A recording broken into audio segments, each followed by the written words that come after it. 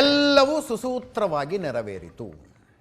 ಕರ್ನಾಟಕದ ನಾಯಕತ್ವ ಬದಲಾವಣೆ ಈ ಪ್ರಕ್ರಿಯೆ ರಾಜಕೀಯ ಇತಿಹಾಸಕ್ಕೊಂದು ಪಾಠ ಉಳ್ಕೋಬೇಕು. ಈ ಪ್ರಕ್ರಿಯೆಯಲ್ಲಿ ಭಾಗಿಯಾದ ಎಲ್ಲರೂ ತೋರಿಸಿದ ಮ್ಯಾಚುರಿಟಿ, ಪ್ರಬುದ್ಧತೆ ಎಲ್ಲ ರಾಜಕೀಯ ಪಕ್ಷಗಳಿಗೂ ಒಂದು ಪಾಠನೇ. ಕರೆದು ಹೇಳಿದ ತಕ್ಷಣ ಸಿದ್ದರಾಮಯ್ಯನವರು ರಾಜೀನಾಮೆ ಕೊಡೋದಕ್ಕೆ ತಕ್ಷಣವೇ ಒಪ್ಕೊಂಡ್ರು. 48 ಗಂಟೆ ಸಮಯ ಕೊಡಿ ಅಂದರು. 2 ಗಂಟೆಯಲ್ಲಿ ತಮ್ಮ ತೀರ್ಮಾನವನ್ನು ಆಪ್ತರಿಗೆ ಹೇಳಿಬಿಟ್ರು. ಅವ್ರು, ನಾ ಕೊಟ್ಬಿಡ್ತೀನಿ ರೆಸಿಗ್ನೇಷನ್ನು ಅಂತ.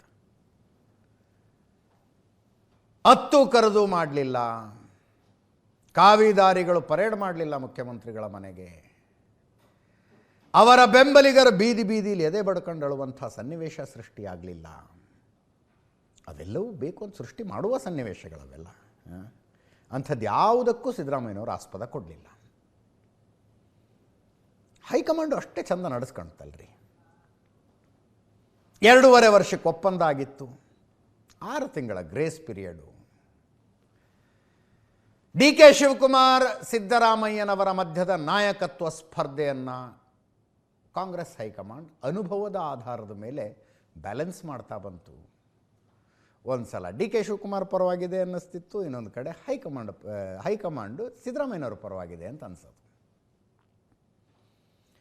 ಕರ್ನಾಟಕದಲ್ಲಿ ಬೇರೆ ಬೇರೆ ಬೆಳವಣಿಗೆಗಳಲ್ಲಿ ಸಿದ್ದರಾಮಯ್ಯನವರ ಆಪ್ತರನ್ನು ಬಲಿಯಾಗ್ತು ಹೈಕಮಾಂಡ್. ರಾಜಣ್ಣವರು ರಾಜೀನಾಮೆ ತಗೊಂಡ್ರು. ಗೋವಿಂದರಾಜು, MLC ಗೋವಿಂದರಾಜು ಅವರ ಸ್ಥಾನ ಹೋಯಿತು. ಮುಖ್ಯಮಂತ್ರಿಗಳ ರಾಜಕೀಯ ಕಾರ್ಯದರ್ಶಿ ಸ್ಥಾನ. IPL ನಾಳೆ ಫೈನಲ್ಲು. ಕಳೆದ ಸಲದ ಫೈನಲನ್ನು RCB ಗೆದ್ದಿದ್ದ ಸಂಭ್ರಮಾಚರಣೆಯಲ್ಲಿ ನಡೆದ ಕಾಲ್ ತುಳಿತಕ್ಕೆ ದಾವಣಗೆರೆ ದಕ್ಷಿಣದಲ್ಲಿ ಉಲ್ಟಾ ಹೊಡೆದಿದ್ದಕ್ಕೆ ಸಿದ್ದರಾಮಯ್ಯನವರ 2 ಆಪ್ತರ ಸ್ಥಾನಮಾನ ಕಳ್ಕೊಂಡ್ರು.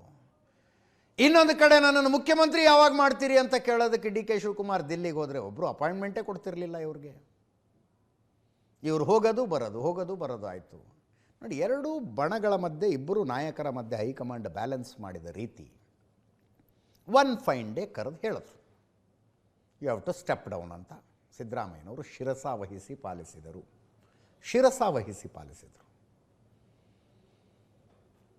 ಮಾಡಬೇಕು ಅಂದಿದ್ರೆ ಬೇರೆ ಬೇರೆ ಹಂಗಾಮಗಳನ್ನು ಮಾಡೋದೇನು ದೊಡ್ಡ ವಿಷಯನೇ ಆಗಿರಲಿಲ್ಲ. ಸಿದ್ದರಾಮಯ್ಯನವರ ಸ್ಟೇಚರ್ಗೆ, ಅವರ ಅನುಭವಕ್ಕೆ, ಅವರ ವಯಸ್ಸಿಗೆ ಯಾರ್ಯಾರೋ ಏನೇನೋ ಮಾಡಿಬಿಡ್ತಾರೆ. ಏನೂ ಮಾಡಲಿಲ್ಲ. ಹೋದರು, ರಾಜೀನಾಮೆ ಕೊಟ್ಟರು, ಘೋಷಣೆ ಮಾಡಿಬಿಟ್ರು. ಇವತ್ತು CLP ಶಾಸಕಾಂಗ ಪಕ್ಷದ ಸಭೆ ಪ್ರಕ್ರಿಯೆಯಲ್ಲ, ಸಂವಿಧಾನಾತ್ಮಕ ಪ್ರಕ್ರಿಯೆಗಳು. ಒಬ್ಬ ಮುಖ್ಯಮಂತ್ರಿ ರಾಜೀನಾಮೆ ಕೊಟ್ಟಾಗ ಮತ್ತೆ ಎಲ್ಲ ಶಾಸಕರು ಒಂದು ಕಡೆ ಕರೀಬೇಕು. ಆ ಶಾಸಕರು, ಅದನ್ನೇ ಶಾಸಕಾಂಗ ಪಕ್ಷ ಅಂತ ಕರೆಯೋದು, ಆ ಸಭೆಯಲ್ಲಿ ತಮ್ಮ ಲೀಡರ್ನ ಆಯ್ಕೆ ಮಾಡಬೇಕು. ಪ್ರಕ್ರಿಯೆ ಅದು. ಅವು ನಾಮ ಮಾತ್ರ, ಮುಂಚೆಯೇ ತೀರ್ಮಾನ ಆಗಿಬಿಟ್ಟಿರ್ತವೆ. ನಿಯಮ ಇರೋದು ಮತಗ ಹಾಕಬೇಕು, ಓಟ್ ಹಾಕಬೇಕು, ಯಾರು ನಾಯಕರು ಅನ್ನೋ ತೀರ್ಮಾನ ಆಗಬೇಕು ಅಂತ. ಇವತ್ತು ವಿಧಾನಸೌಧದಲ್ಲಿ ನಡೀತು ಸಂಜೆ 4 ಗಂಟೆಗೆ. 3 ನಿರ್ಣಯಗಳನ್ನು ಅಂಗೀಕರಿಸಲಾಯಿತು. ಇವತ್ತು ಒಳಗೆ ಏನಾಯಿತು ಅನ್ನೋದ್ರ ಬಗ್ಗೆ 2 ವರ್ಷನ್ ಇದೆ. 2 ವರ್ಷನ್ ಹೇಳ್ಬಿಡ್ತೀನಿ ನಿಮಗೆ. ಶಾಸಕಾಂಗ ಪಕ್ಷದ ಸಭೆ ಆರಂಭ ಆಯಿತು. ಸಿದ್ದರಾಮಯ್ಯನವರು ಹೇಳಿದ್ರು, ನಾನು ರಾಜೀನಾಮೆ ಕೊಟ್ಟಿದ್ದೀನಪ್ಪ, ಹೊಸ ಶಾಸಕಾಂಗ ಪಕ್ಷದ ನಾಯಕರಾಗಿ ಹೈಕಮಾಂಡ್ ಯಾರನ್ನು ಬಯಸುತ್ತೋ ಅವ್ರು ಆಗಲಿ ಅಂತ ಸಿದ್ದರಾಮಯ್ಯನವರು ಹೇಳಿದ್ರು. ಸ್ವಲ್ಪ ಹೊತ್ತು ಇದರ ವೀಕ್ಷಕರಾಗಿ KC ವೇಣುಗೋಪಾಲ್, ರಣದೀಪ್ ಸಿಂಗ್ ಸುರ್ಜೇವಾಲಾ ಬಂದಿದ್ದಾರೆ ದೆಹಲಿಯಿಂದ. ಅವರು ಸಿದ್ದರಾಮಯ್ಯನವರು ಹೊರಗಡೆ ಹೋದರು. ಜಯರಾಮ್ ರಮೇಶ್ ಅವರು ಬಂದಿದ್ದಾರೆ, ಹೊರಗಡೆ ಹೋದರು. ಸ್ವಲ್ಪ ಹೊತ್ತು ಮಾತಾಡಿಕೊಂಡು ಬಂದು ಹೈಕಮಾಂಡ್ನ ನಿರ್ಣಯ, ಡಿ ಕೆ ಶಿವಕುಮಾರ್ ಅವರು ಶಾಸಕಾಂಗ ಪಕ್ಷದ ನಾಯಕರಾಗಬೇಕು ಅಂತ ಇನ್ನೊಂದು ನಿರ್ಣಯವನ್ನು ಮಂಡಿಸಿದರು. ಎಲ್ಲರೂ ಕೈ ಎತ್ತಿ ಅದನ್ನು ಬೆಂಬಲಿಸಿದ್ರು, ಚಪ್ಪಾಳೆ ತಟ್ಟಿ ಬೆಂಬಲಿಸಿದರು. 3ನೇ ನಿರ್ಣಯ, ಇಷ್ಟು ವರ್ಷಗಳ ಸೇವೆಗೆ ಸಿದ್ದರಾಮಯ್ಯನವರನ್ನು ಅಭಿನಂದಿಸುವ ನಿರ್ಣಯ. 3 ನಿರ್ಣಯಗಳು ಪಾಸಾದವು. ಇದು 1 ವರ್ಷ. ಈ ವರ್ಷನ್ ಹೇಳಿದಾಗ ಹೆಂಗಾಗ್ಬಿಡ್ತು ಅಂದರೆ, ಡಿ ಕೆ ಶಿವಕುಮಾರ್ ಶಾಸಕಾಂಗ ಪಕ್ಷದ ನಾಯಕರಾಗಬೇಕು ಅಂತ ನಿರ್ಣಯ ಮಂಡಿಸುವ ಮನಸ್ಸು ಸಿದ್ದರಾಮಯ್ಯನವ್ರಿಗೆ ಇಲ್ಲ ಅಂತ ವರ್ಷನ್ ಬಂತಿತ್ತು. ಅದಕ್ಕೆ ಇನ್ನೊಂದು ಮಾತೇನು ಹೇಳ್ತಾರೆ, ನಾನು ಇಷ್ಟ ತನಕ ರಿಪೋರ್ಟರ್ ಜೊತೆ ಕೂತ್ಕೊಂಡಿದ್ದೆ ಒಳಗೆ ಏನೇನಾಯಿತು ಅಂತ ಕೇಳೋದಕ್ಕೆ. ಶಾಸಕಾಂಗ ಪಕ್ಷದ ಸಭೆ ಶುರುವಾಗೋ ಟೈಮಿಗೆ ಕರೆಕ್ಟಾಗಿ ರಾಹುಲ್ ಗಾಂಧಿಯವ್ರ ಫೋನ್ ಬಂತಂತೆ KC ವೇಣುಗೋಪಾಲ್ರ ಮೊಬೈಲ್ಗೆ. ಆ ರಾಹುಲ್ ಗಾಂಧಿಯವರ ಜೊತೆ ಅಲ್ಲಿ ಕೂತ್ಕೊಂಡು ಮಾತಾಡಿದ್ರೆ ಸರಿ ಇರೋದಿಲ್ಲ ಅಂತ ಎದ್ದು ಎಲ್ಲ ನಾಯಕರು ಪಕ್ಕದ ರೂಮಿಗೆ ಹೋಗಿ ಮಾತಾಡ್ಕೊಂಡು ಬಂದರು ಅಷ್ಟೇ. ಅಲ್ಲಿ ಡಿ ಕೆ ಶಿವಕುಮಾರ್ ಅವರ ಹೆಸರನ್ನ ಪ್ರಪೋಸ್ ಮಾಡಬೇಕು ಮಾಡಬಾರ್ದು ಅನ್ನೋದು ಕಾರಣಕ್ಕಲ್ಲ ಅದು ಪಕ್ಕದ ರೂಮಿಗೆ ಹೋಗಿದ್ದು ಅಂತ. ವಾಟ್ ಎವರ್ ಇಟ್ ಈಸ್, ಇನ್ನೊಂದು ಹೆಸರಂತೂ ಯಾವುದೂ ಇರಲಿಲ್ಲ, ಬರುವ ಪ್ರಶ್ನೆಯೇ ಇರಲಿಲ್ಲ. ಡಿ ಕೆ ಶಿವಕುಮಾರ್ ಅವರ ಹೆಸರಿಗೆ ಎಲ್ಲ ಶಾಸಕರು ಒಕ್ಕೊರಲಿನಿಂದ ಬೆಂಬಲಿಸಿದರು. ಅದಾದ ಮೇಲೆ ಸಿದ್ದರಾಮಯ್ಯನವರನ್ನು ಅಭಿನಂದಿಸಿ ಒಂದು ನಿರ್ಣಯವನ್ನು ಪಾಸ್ ಮಾಡಲಾಯಿತು. ಒಂದು ಪುಟದ ನಿರ್ಣಯ ಇದೆ ಅದು. ಅದ್ಭುತವಾದ ಸೇವೆ ಸಲ್ಲಿಸಿದ್ದೀರಿ ಕರ್ನಾಟಕಕ್ಕೆ, ನಿಮ್ಮ ಮಾರ್ಗದರ್ಶನ ನಮಗೆ ಬೇಕು, ಹೀಗೆ ಮುಂದುವರಿಯಲಿ ಅನ್ನೋ ಥರದ ನಿರ್ಣಯ ಅದಾಗಿತ್ತು. ಆಮೇಲೆ ಕೆ ಸಿ ವೇಣುಗೋಪಾಲ್ ಮಾತಾಡಿದ್ರು, ತುಂಬ ಭಾವುಕರಾಗಿ ಮಾತಾಡಿದ್ರು ಅವರು. ಇಡೀ ಇಶ್ಯೂನ ಸಿದ್ದರಾಮಯ್ಯನವರು ಹ್ಯಾಂಡಲ್ ಮಾಡಿದ ಮ್ಯಾಚುರಿಟಿಯನ್ನು ಹೊಗಳಿದ್ರು. ಜೊತೆಗೆ ಮತ್ತೊಮ್ಮೆ ಮನವಿ ಮಾಡಿಕೊಂಡ್ರು, ರಾಷ್ಟ್ರ ಮಟ್ಟದಲ್ಲಿ ನಿಮ್ಮ ಸೇವೆಯ ಅವಶ್ಯಕತೆ ಪಕ್ಷಕ್ಕಿದೆ, ರಾಜ್ಯಸಭೆಗೆ ಬರಬೇಕು ನೀವು ಅಂತ ಮತ್ತೊಮ್ಮೆ ಕೆ ಸಿ ವೇಣುಗೋಪಾಲ್ ಅವರು ಸಿದ್ದರಾಮಯ್ಯನವರಲ್ಲಿ ಮನವಿ ಮಾಡಿಕೊಂಡ್ರು. ಆನಂತರ ಸಿದ್ದರಾಮಯ್ಯನವರು ಮಾತಾಡಿದ್ರು, ಡೀಟೇಲಾಗಿ ಮಾತಾಡಿದ್ರು. ಹೆಚ್ಚು ಕಡಿಮೆ ಆ ರಾಜೀನಾಮೆಯ ನಂತರ ಕೃಷ್ಣಾದಲ್ಲಿ ಏನು ಪ್ರೆಸ್ ಮೀಟ್ನಲ್ಲಿ ಮಾತಾಡಿದ್ರಲ್ಲ ಅದೇ ಮಾತುಗಳಿದ್ದು. ಇಷ್ಟು ವರ್ಷದ ಆಡಳಿತದ ಅನುಭವ, ಬಜೆಟ್ ಮಂಡನೆ, ಹೆಂಗೆ ಆರ್ಥಿಕ ಶಿಸ್ತನ್ನು ಕಾಪಾಡಿದ್ದು, ಹೆಂಗೆ ಕೇಂದ್ರ ಸರ್ಕಾರದ ಅಸಹಕಾರದಿಂದಾಗಿ ಸಮಸ್ಯೆಗಳಾದವು, ಅದೆಲ್ಲವನ್ನು ಸಿದ್ದರಾಮಯ್ಯನವರು ಮಾತಾಡಿದ್ರು. ಅದಾದ ಮೇಲೆ ನಾಯಕರುಗಳ ಹೊರಗಡೆ ಬಂದು ಶಾಸಕಾಂಗ ಪಕ್ಷದ ಒಳಗೆ ಆದ ನಿರ್ಣಯವನ್ನು ಮಾಧ್ಯಮದ ಮೂಲಕ ಜನರಿಗೆ ಘೋಷಿಸಿದ್ದು ಕೆ ಸಿ ವೇಣುಗೋಪಾಲ್ ಅವರು ಮಾತಾಡಿದ್ರು. ಕೇಳಿಸ್ಕೊಳ್ಳಿ. Siddaramaiah ji had resigned the Chief Ministership of Karnataka and the Governor of Karnataka accepted his resignation. Legislative Party of Karnataka Congress, the meeting initially unanimously authorized Congress High Command to propose a leader for Karnataka Legislative Party. After that, we had discussed the matter with the Congress High Command. Congress High Command suggested the name of D.K. Shivakumar, Deputy Chief Minister, as the leader of Congress Legislative Party. Siddaramaiah ji proposed the name of D.K. Shivakumar and Dr. Parameshwara seconded it. CLP again unanimously accepted the name moved by Siddaramaiah ji and seconded by Dr. Parameshwar. I would like to proudly announce that Karnataka Legislative Party unanimously elected D.K. Shivakumar as the leader of the Legislative Party of Karnataka Congress. As a Chief Minister, he is going to take oath as a Chief Minister along with his team. On third evening. I am very glad to say that everybody thought that this transition going to be a trouble for Congress Party. Everybody anticipated that. Some of them, you people are also thought that big shake is going to happen in the Congress Party. Ours is a family. Ours is a family, great family. Everybody was behind Siddaramaiah ji. What Siddaramaiah ji is going to do? But with one word he replied. In his heart, only Congress is there. The decision of the Congress High Command, decision of the party is the decision of Siddaramaiah ji also. He proved it in a bigger way. This is the clear-cut Congress family's attitude. Smooth transition of power has to happen in Karnataka. Therefore, now onwards, under the leadership of D.K. Shivakumar, Congress is going to come back again with support of Siddaramaiah ji. You take it from us, 2028, Congress is going to come back again in Karnataka. With support of all leaders. ಜನರ ಅಪೇಕ್ಷೆ ಇದೆ. Okay, ನೋಡಿ, ನಾನು ಈಗಾಗಲೇ ಈ ವಿಷಯದ ಬಗ್ಗೆ ಸಾಕಷ್ಟು ಸಲ ಹೇಳಿದ್ದೇನೆ, ಮತ್ತೆ ಪುನಃ ಹೇಳೋ ಅವಶ್ಯಕತೆ ಇಲ್ಲ. ಜನರ ಅಪೇಕ್ಷೆ ಇದೆ. ಚರ್ಚೆ ಏನಿಲ್ಲ ಸರ್, ಎಲ್ಲ ಒಮ್ಮತದಿಂದ ಕೆಲಸ ಮಾಡ್ಕೊಂಡು ಹೋಗ್ಬೇಕಂತೇಳಿ ಒಮ್ಮತದಿಂದ ಆಯ್ಕೆಯನ್ನ ಡಿ ಕೆ ಶಿವಕುಮಾರ್ ಅವರನ್ನ ಈ ರಾಜ್ಯದ ಮುಖ್ಯಮಂತ್ರಿಗಳಾಗಿ ಆಯ್ಕೆ ಮಾಡಿದ್ದಾರೆ. ಬರೀ ಇವತ್ತು ಇದೀಗ ಸಭೆಯನ್ನ ಮುಗಿಸಿ ಬಾಲಕೃಷ್ಣ ಅವರು ಹೊರ ಬರ್ತಿರೋಂಥದ್ದು ಅವರನ್ನ ಸರ್ ಡಿ ಕೆ ಶಿವಕುಮಾರ್ ಅವರು ಶಾಸಕಾಂಗ ಪಕ್ಷದ ನಾಯಕರಾದರು. ಯಾವ ರೀತಿ ಖುಷಿ ಇದೆ? ಬಹಳ ಸಂತೋಷ ಇದೆ. ನಮ್ಮ ಜಿಲ್ಲೆನಲ್ಲಿ ಬೆಂಗಳೂರು ದಕ್ಷಿಣ ಜಿಲ್ಲೆನಲ್ಲಿ ಕೆಂಗಲ್ ಹನುಮಂತಯ್ಯನವರ ನಂತರ ಇದು ಎರಡನೇ ಅವಕಾಶ ನಮಗೆ ಸಿಕ್ಕಿರ್ತಕ್ಕಂಥದ್ದು. ಬಹಳ ಸಂತೋಷದಿಂದಿದ್ದೀವಿ. ಬಹುಶಃ ಇವತ್ತು ಒಂದು ಒಳ್ಳೆಯ ವಾತಾವರಣ. ಸಿದ್ದರಾಮಯ್ಯನವರು ಮತ್ತು ಡಿ ಕೆ ಶಿವಕುಮಾರ್ ಅವರ ಜೋಡಿ ಇದೇ ರೀತಿ 2028 ಚುನಾವಣೆಯಲ್ಲಿ ಮತ್ತೆ ನಮ್ಮ ಪಕ್ಷವನ್ನು ಅಧಿಕಾರಕ್ಕೆ ತರ್ತಾರೆ ಅಂತಕ್ಕಂಥ ಆತ್ಮವಿಶ್ವಾಸ ಇದೆ. ಆನ್ಲೈನ್ ಎಷ್ಟು ಖುಷಿ ಆಗ್ತದೆ ಸರ್, ಎಷ್ಟು ಖುಷಿ ಆಗ್ತಾ ಇದೆ. ಸರ್ ಅಲ್ಲ ಸಿಎಂ ಆಯ್ಕೆ ಆದರೂ ಡಿಕೆ ಅವರು ಸಿಎಂ ಮಾಡಬೇಕು ಅಂತ ಸಾಕಷ್ಟು ಬಾರಿ ಕೊಡ್ತಿದ್ರಿ. ಪ್ರಮಾಣ ವಚನ ಆಗೋವರೆಗೂ ಮಾತಾಡಲ್ಲ ಅಂತ ಪ್ರಮಾಣ ವಚನ ಬಹಿರಂಗವಾಗಿ ಹೇಳಿಕೆ ಕೊಡ್ತಾನೆ ಬರ್ತಿದ್ದೆ. ತರ ಭಾವುಕರಾಗಿವೆ ಸರ್ ನೀವು ಇವತ್ತು ಅದು ಸಕ್ಸಸ್ಫುಲ್ ಆಗಿದೆ. ಹೇಳಿ ಸರ್. ಎಷ್ಟು ಖುಷಿ ಆಗ್ತಿದೆ ಸರ್ ಇವತ್ತಾರು ಮೌನ ಮುರಿರಿ. ಸರ್ ಭಾವುಕರಾಗಿದೆ ಸರ್ ಇಷ್ಟು ಭಾವುಕರಾಗಿದೆ ಸರ್ ಇಷ್ಟು ಭಾವುಕರಾಗ್ತಾ ಇದೆ. ಒಟ್ಟಿಗೆ ಎಲ್ಲ 28ಕ್ಕೆ 29ಕ್ಕೆಲ್ಲ ಕೆಲಸ ಮಾಡೋಣ ಅಂತೇಳಿ ಖುಷಿಯಾಗಿ ಹೊಸ CLP ಲೀಡ್ರನ್ನ ಆಯ್ಕೆ ಮಾಡಿ 3ನೇ ತಾರೀಕು ಇದಕ್ಕೆ ಬರ್ತಾ ಇದೀನಿ ಕಣ.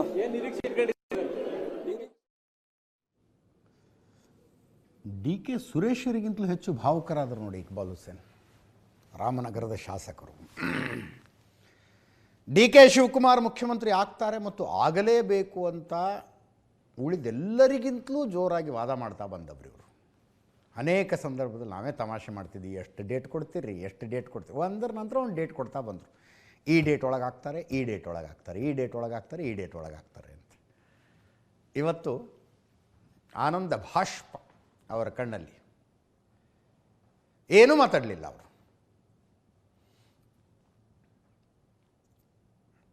ಸಿದ್ದರಾಮಯ್ಯನವರು ಕೆಳಗಿಳಿದಿದ್ದಕ್ಕೆ ಕೆಲವರಿಗೆ ಕಣ್ಣೀರು, DK ಶಿವಕುಮಾರ್ ಮುಖ್ಯಮಂತ್ರಿ ಆಗ್ತಾ ಇರೋದಕ್ಕೆ ಕೆಲವರ ಕಣ್ಣಲ್ಲಿ ನೀರು. ರಾಜಕಾರಣ ಅಂದರೆ ಹೀಗೆ. ಇದಾಯಿತು. CLP ಆದ ನಂತರ ಇದು ಒಬ್ಬೊಬ್ಬರೇ ನಾಯಕರು ಹೊರಗೆ ಬಂದರು. KC ವೇಣುಗೋಪಾಲ್ ಅವರು ಒಂದು ಕಡೆ DK ಶಿವಕುಮಾರ್ ಅವ್ರನ್ನ, ಸಿದ್ದರಾಮಯ್ಯನವ್ರನ್ನ ನಿಲ್ಲಿಸಿಕೊಂಡು ಮಾಧ್ಯಮಕ್ಕೆ ಹೇಳಿದ್ರು. ಅದಾದ ಮೇಲೆ DK ಶಿವಕುಮಾರ್ ಅವರು ಹೊರಗೆ ಬಂದರು ವಿಧಾನಸೌಧದಿಂದ. ಆ್ಯಕ್ಚುಲಿ ಇನ್ನೊಂದು ಹೇಳೋದು ಮರ್ತೇನೆ, ವಿಧಾನಸೌಧಕ್ಕೆ ಹೋಗುವಾಗ ನಮಸ್ಕಾರ ಮಾಡ್ಕೊಂಡು ಹೋದರು, ಹಣೆ ಹಚ್ಚಿ ನಮಸ್ಕಾರ ಮಾಡ್ಕೊಂಡು ಹೋದರು. CLP ನಾಯಕನಾಗೋದಕ್ಕೆ ಹೊರಟಿದ್ದಾರೆ ನೋಡಿ. ಇದೆ ಇವತ್ತು ಈ ವಿಧಾನಸೌಧಕ್ಕೆ ಕೈ ಮುಗಿದು ಹೋದರು. ವಿಧಾನಸೌಧಕ್ಕೆ DK ಶಿವಕುಮಾರ್ ಅವರು ಬಂದಿದ್ದು. ಎಷ್ಟು ಸಲ ಬಂದಿದ್ದಾರೋ, ಎಷ್ಟು ಸಲ ಹೋಗಿದ್ದಾರೋ ಇಲ್ಲಿ ತನಕ. ಆದರೆ ಈ ಸಲದ್ದಿದೆಯಲ್ಲ ವಿಶೇಷ. ಹೋಗುವಾಗ ಶಾಸಕರಾಗಿ ಒಳಗೋದ್ರು, ಹೊರಗಡೆ ಬರುವಾಗ ಶಾಸಕಾಂಗ ಪಕ್ಷದ ನಾಯಕನಾಗಿ ಹೊರಗೆ ಬಂದರು. ಅಭಿಮಾನಿಗಳ ಘೋಷಣೆ DK ಫುಲ್ ಸೌಂಡಲ್ಲಿ ಕೇಳಿಸ್ತಾರೆ.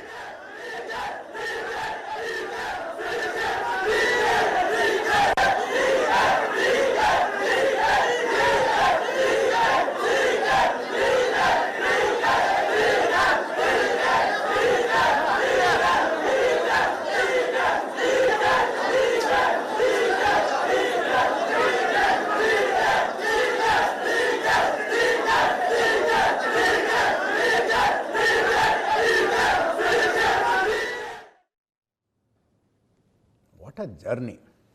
ರಾಜಕಾರಣಿಗಳಿಗೆ ಅವರ ಇಡೀ ಪ್ರಯಾಣ ಕಣ್ಣು ಮುಂದೆ ಬಂದು ಹೋಗಿರುತ್ತೆ. ಆ ಮುಖ್ಯಮಂತ್ರಿ ಸ್ಥಾನದ ತನಕದ ಪ್ರಯಾಣ ಕಣ್ಣು ಮುಂದೆ ಬಂದು ಹೋಗಿರುತ್ತೆ. ಹೊರಗೆ ಬಂದರು. ಇಲ್ಲಿಂದ ಒಂದೇ ಕಾರ್ನಲ್ಲಿ DK ಶಿವಕುಮಾರು, ಸಿದ್ದರಾಮಯ್ಯ, KC ವೇಣುಗೋಪಾಲ್, ರಣದೀಪ್ ಸಿಂಗ್ ಸುರ್ಜೇವಾಲಾ ಒಂದೇ ಕಾರ್ನಲ್ಲಿ ಕೂತ್ಕೊಂಡು ಲೋಕಭವನಕ್ಕೆ ಬಂದರು. ವಿಧಾನಸೌಧದಿಂದ 2 ನಿಮಿಷದ ದಾರಿ ಅಷ್ಟೇ. ಹಿಂದೆ ಬೇರೆ ಬೇರೆ ಕಾರುಗಳಲ್ಲಿ ಹಿರಿಯ ಶಾಸಕರುಗಳೆಲ್ಲ ಇದ್ದರು. ರಾಜ್ಯಪಾಲ ಥಾವರ್ಚಂದ್ ಗೆಹ್ಲೋಟ್ ಅವರ ಅಪಾಯಿಂಟ್ಮೆಂಟ್ ಫಿಕ್ಸ್ ಆಗಿತ್ತು. ಹೋಗಿ ಅವರ ಕೈಗೆ ಶಾಸಕಾಂಗ ಪಕ್ಷದ ನಿರ್ಣಯದ ಕಾಪಿ ಕೊಟ್ಟರು. ನನ್ನನ್ನು ಶಾಸಕಾಂಗ ಪಕ್ಷದ ನಾಯಕರನ್ನಾಗಿ ಆಯ್ಕೆ ಮಾಡಿದ್ದಾರೆ, ಸರ್ಕಾರ ರಚಿಸೋದಕ್ಕೆ ನನಗೆ ಹಕ್ಕಿದೆ, ಆಹ್ವಾನ ಮಾಡಿ ನನಗೆ ಪ್ರಮಾಣ ವಚನ ಬೋಧಿಸಿ ಅಂತಿರುತ್ತದು ಮನವಿ. ಅದನ್ನು ಕೊಟ್ಟರು ರಾಜ್ಯಪಾಲರಿಗೆ. ನೋಡಿ ಅಲ್ಲಿ ಇಡೀ ಹಿರಿಯ ಶಾಸಕರುಗಳು, ಇವ್ರು ಯಾರೋ ಮಂತ್ರಿಗಳಲ್ಲ, ಈಗ ಕ್ಯಾಬಿನೆಟ್ ವಿಸರ್ಜನೆ ಆಗಿದೆ.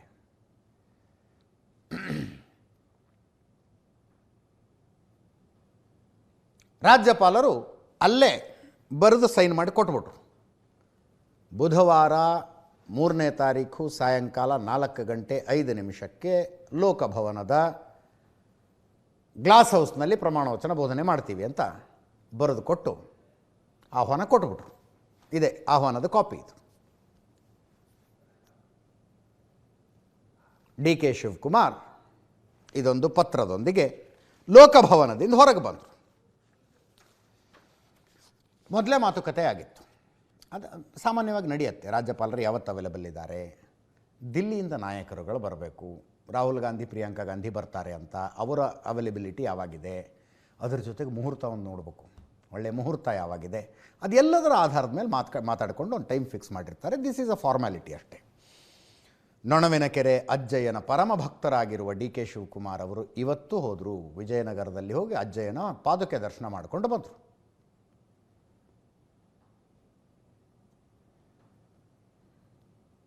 ನಾಗರಭಾವಿಯಲ್ಲಿ ಪಾದುಕೆ ಇದೆ. ನೊಣವಿನಕೆರೆಯಲ್ಲಿ ದೇವಸ್ಥಾನ ಇರೋದು, ಹೋಗಿದ್ದೀನಿ ನಾನಲ್ಲಿ, ಚೆನ್ನಾಗಿದೆ ದೇವಸ್ಥಾನ. ಇವತ್ತು 2 ಸಲ ಹೋದರು ನೋಡಿ. ಸಿದ್ದರಾಮಯ್ಯನವರಿಗೆ ಮೀಟಿಂಗ್ ಇದೆ, ನೀವು ದಿಲ್ಲಿಗೆ ಬರಬೇಕಾಗತ್ತೆ ಅಂತ ಕೆ ಸಿ ವೇಣುಗೋಪಾಲ್ ಫೋನ್ ಮಾಡಿದ್ರು ಅಂತ ಗೊತ್ತಾದ ತಕ್ಷಣವೇ ಹೋಗಿದ್ದರು ಡಿ ಕೆ ಶಿವಕುಮಾರ್ ಅವರು. ಆವಾಗಿನ್ನೂ ಡಿ ಕೆ ಶಿವಕುಮಾರ್ ಅವ್ರಿಗೆ ದಿಲ್ಲಿಗೆ ಬನ್ನಿ ಅಂತ ಹೇಳಿರಲಿಲ್ಲ. ನನ್ನ ಕರೆದಿಲ್ಲ, ಕರೆದ್ರೆ ಹೋಗ್ತೀನಿ ಅಂತಿದ್ರು ಅವಾಗ. ಅದಾದ ಮೇಲೆ ದಿಲ್ಲಿಯಿಂದ ಇವ್ರಿಗೂ ಫೋನ್ ಬಂದು ನೀವು ಬರಬೇಕಾಗತ್ತೆ ಅಂತ ಮತ್ತೊಮ್ಮೆ ಹೋದರು ನೊಣವಿನಕೆರೆ ಅಜ್ಜಯ್ಯನ ಪಾದುಕೆಯ ದರ್ಶನಕ್ಕೆ. ಇವತ್ತು 2 ಸಲ ಹೋಗಿದ್ದಾರೆ ಅವರು.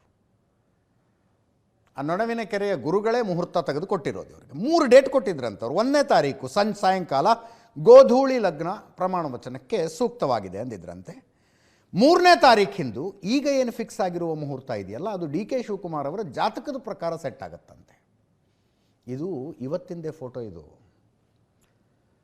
ಆ ವಿಧಾನಸೌಧದ ಮೆಟ್ಟಿಲಿಗೆ ಹೊಸ್ತಿಲಿಗೆ ನಮಸ್ಕಾರ ಮಾಡಿ ಒಳಗಡೆ ಬಂದು ತಮ್ಮ ಕೊಠಡಿಗೆ ಹೋದ್ರಲ್ಲ, ಕೊಠಡಿಗೆ ಹೋದಾಗ ನಮಸ್ಕಾರ ಮಾಡಿದ್ದಿದ್ದು. ಎಲ್ಲ ಸುಸೂತ್ರವಾಗಿ ನಡೀಲಿ ದೇವ್ರೆ ಅಂತ.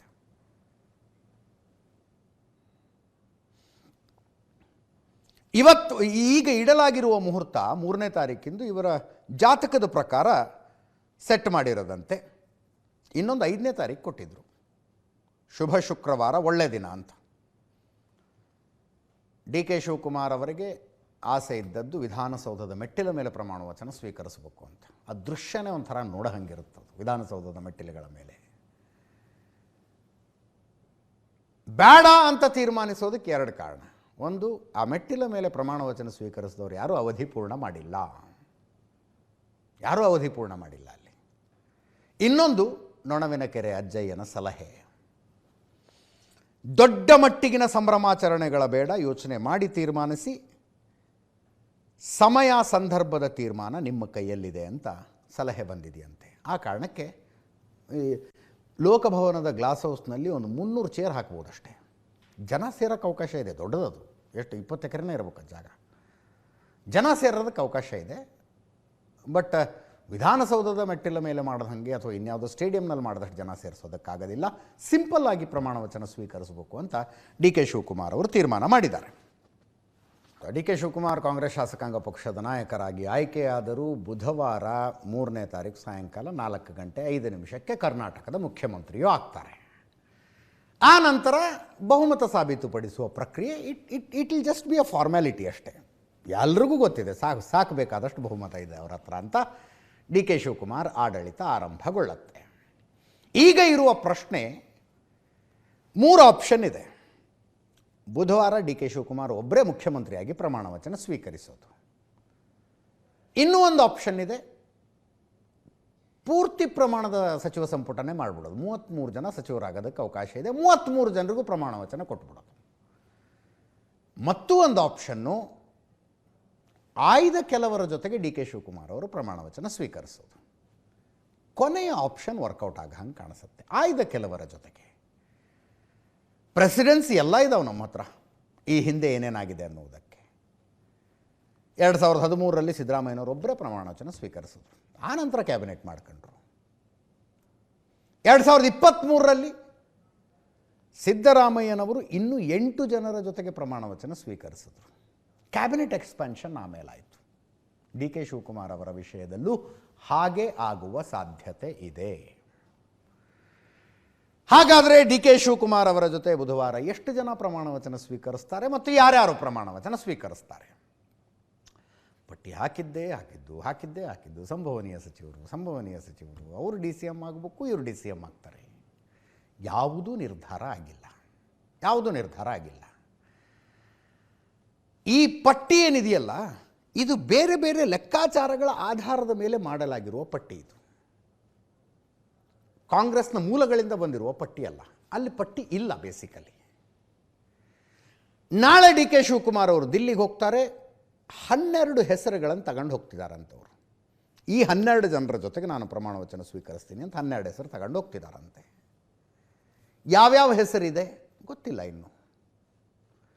ಸಿದ್ದರಾಮಯ್ಯನವರು ತಮ್ಮ 8 ಜನರ ಪಟ್ಟಿ ಕೊಟ್ಟಿದ್ದಾರಂತೆ. ಈ 8 ಜನ ಕ್ಯಾಬಿನೆಟ್ನಲ್ಲಿ ಇರಬೇಕು ಅಂತ ಹೇಳಿದಾರಂತೆ. ಯಾರ್ಯಾರ ಹೆಸರು ಕೊಟ್ಟಿದ್ದಾರೆ ಗೊತ್ತಿಲ್ಲ. ಹೈಕಮಾಂಡು ಅದರದೊಂದು ಪಟ್ಟಿ ಇರುತ್ತೆ. ಮಲ್ಲಿಕಾರ್ಜುನ್ ಖರ್ಗೆ ಅವರು ಕೂತ್ಕೊಂಡು ಒಂದು ಪಟ್ಟಿ ಮಾಡಿರ್ತಾರೆ. ಅಲ್ಲಿ ಮಲ್ಲಿಕಾರ್ಜುನ್ ಖರ್ಗೆ, KC ವೇಣುಗೋಪಾಲು, ಸುರ್ಜೇವಾಲಾ, ರಾಹುಲ್ ಗಾಂಧಿ ಅವ್ರದ್ದೊಂದು ಪಟ್ಟಿ ಇರುತ್ತೆ. ಆ ಪಟ್ಟಿ ಕರ್ನಾಟಕದ ವಿಷಯದಲ್ಲಿ ಇನ್ನೂ ಆಳಕ್ಕೆ ಯಾಕೆ ಹೋಗುತ್ತೆ ಅಂದರೆ ಮಲ್ಲಿಕಾರ್ಜುನ್ ಖರ್ಗೆ ಕರ್ನಾಟಕದವರು ಅನ್ನುವ ಕಾರಣಕ್ಕೆ. ಅವರಿಗೆ ಸ್ಟ್ರಾಂಗ್ ಒಪಿನಿಯನ್ಸ್ ಇದ್ದಾವೆ. ಈ ಮನುಷ್ಯ ಇರಲೇಬೇಕು, ಈ ಮನುಷ್ಯ ಇರಲೇಬಾರ್ದು, ಸ್ಟ್ರಾಂಗ್ ಒಪಿನಿಯನ್ ಇದ್ದಾವೆ. ಎಲ್ಲ ಇಟ್ಕೊಂಡು ನಾಳೆ ಸಂಜೆ ಚರ್ಚೆ ಆಗುತ್ತೆ ದಿಲ್ಲಿಲಿ. ಆಮೇಲೆ ಒಂದು ಪಟ್ಟಿ ಫೈನಲ್ ಆಗೋದು. ಅವರು ಬಂದು ಬುಧವಾರ DK ಶಿವಕುಮಾರ್ ಅವರ ಜೊತೆಗೆ ಪ್ರಮಾಣ ವಚನ ಸ್ವೀಕರಿಸ್ತಾರೆ. ಆ ಪಟ್ಟಿ ಈ ಕಾಮನ್ ಸೆನ್ಸಿನ ಆಧಾರದ ಮೇಲೆ ಮತ್ತು ಆಗ್ತಾ ಇರುವ ಚರ್ಚೆಗಳ ಆಧಾರದ ಮೇಲೆ. ಉದಾಹರಣೆಗೆ KJ ಜಾರ್ಜ್ ಅವರು ನಾನು ಇರೋದಿಲ್ಲಪ್ಪ DK ಸಂಪುಟದಲ್ಲಿ ಅಂತ ಹೇಳಿದ್ರಂತೆ. ಅದೊಂದು ಸುದ್ದಿ ಬಂತು. ಈಗ ಇಲ್ಲ, KJ ಜಾರ್ಜ್ ಅವರು ಇರ್ತಾರೆ ಸಚಿವ ಸಂಪುಟದಲ್ಲಿ ಅಂತ ಇನ್ನೊಂದು ಸುದ್ದಿ ಬರ್ತಾ ಇದೆ. ಇರೋದಿಲ್ಲ ಅನ್ನುವುದಕ್ಕೇನು ಕಾರಣ? ಅವರು ತುಂಬ ಸೀನಿಯರ್. DK ಶಿವಕುಮಾರ್ ಅನೇಕ ಸಲ ಹೇಳ್ಕೊಂಡಿದ್ದಾರೆ KJ George is my leader ಅಂತ. KJ ಜಾರ್ಜ್ ಅವರು ಯೂತ್ ಕಾಂಗ್ರೆಸ್ನ ಕರ್ನಾಟಕದ ರಾಜ್ಯಾಧ್ಯಕ್ಷರಾಗಿದ್ದಾಗ DK ಶಿವಕುಮಾರ್ ಅವರು ಬೆಂಗಳೂರು ಘಟಕದ ಕಾರ್ಯದರ್ಶಿ ಆಗಿದ್ದರು. ಹಂಗೆ ನೋಡಿದ್ರೆ ಸಲೀಂ ಅಹಮ್ಮದ್ ಸ್ಟೂಡೆಂಟ್ ಕಾಂಗ್ರೆಸ್ನಲ್ಲಿ ರಾಷ್ಟ್ರೀಯ ಮಟ್ಟದ ನಾಯಕರಾಗಿದ್ದಾಗ ಕರ್ನಾಟಕದಲ್ಲಿ ಇನ್ನೂ DK ಶಿವಕುಮಾರ್ ಅವರು ಆಗಷ್ಟೇ NSUನಲ್ಲಿ ಇದ್ದವರಂತೆ. ರಾಜಕಾರಣ ಅಂದರೆ ಹಾಗೆ, ಯಾರು ಒಂದೊಂದು ಸ್ಪೀಡ್ನಲ್ಲಿ ಬೆಳೆದು ಬಿಡ್ತಾರೆ. ಆ ಕಾರಣಕ್ಕೆ ನಾನು DK ಶಿವಕುಮಾರ್ ಅವರ ಸಚಿವ ಸಂಪುಟದಲ್ಲಿ ಇರೋದಿಲ್ಲ ಅಂತ KJ ಜಾರ್ಜ್ ಹೇಳಿದ್ದಾರೆ ಅಂತ ಒಂದು ಸುದ್ದಿ ಇತ್ತು. ಇವತ್ತು ಬರ್ತಾ ಇರುವ ಸುದ್ದಿ KJ ಜಾರ್ಜ್ ಅವರು ಇರ್ತಾರೆ ಸಚಿವ ಸಂಪುಟದಲ್ಲಿ ಅಂತ. KJ ಜಾರ್ಜು ಸಿದ್ದರಾಮಯ್ಯನವ್ರ ಸಿದ್ದರಾಮಯ್ಯನವ್ರ ಬೆಂಬಲಿಗರು ಅಂತಾರೆ. ಅವರು ಹೈಕಮಾಂಡ್ ಮನುಷ್ಯ. DK ಶಿವಕುಮಾರ್ ಸಿದ್ದರಾಮಯ್ಯನವರ ಜೊತೆ ಸಮಾನ ಸಂಬಂಧಗಳು KJ ಜಾರ್ಜ್ ಅವ್ರಿಗಿದ್ದಾವೆ.